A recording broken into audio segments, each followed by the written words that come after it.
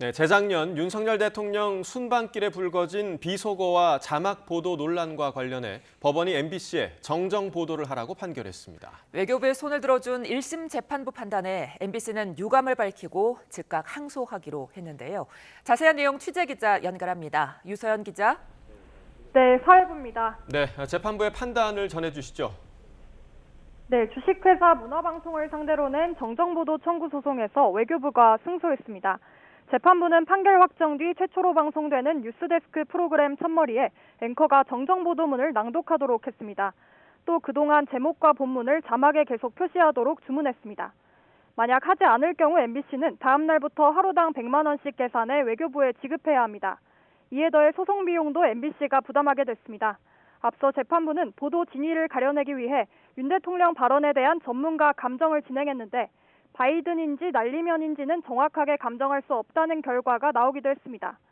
재판부는 기술적 분석을 통해서조차 명확히 밝혀지지 않았는데도 MBC가 윤 대통령이 바이든이라 말했다고 단정적으로 보도했다고 판단했습니다. 이에 대해 외교부는 우리 외교에 대한 신뢰를 회복하는 계기가 될 것으로 보인다며 환영했습니다. MBC는 외교부 손을 들어준 재판부 판결에 유감을 나타내고 곧바로 항소하겠다고 밝혔습니다. 네, 재작년 사건이라 시청자분들이 정확하게 기억하시기는 어려울 수도 있을 텐데요. 어떤 사건이었는지 다시 한번 자세히 설명해 주시죠. 네, 재작년 9월 윤석열 대통령의 미국 순방 기간 불거진 이른바 비속어 논란 관련입니다. 당시 발언 다시 한번 들어보시겠습니다.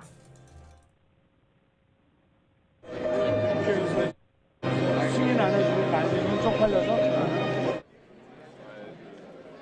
같은 발언을 놓고 MBC는 윤 대통령이 비속어와 함께 의회에서 승인이 안 되면 바이든이 창피해서 어떡하느냐는 취지로 말했다고 자막을 넣어 보도했습니다.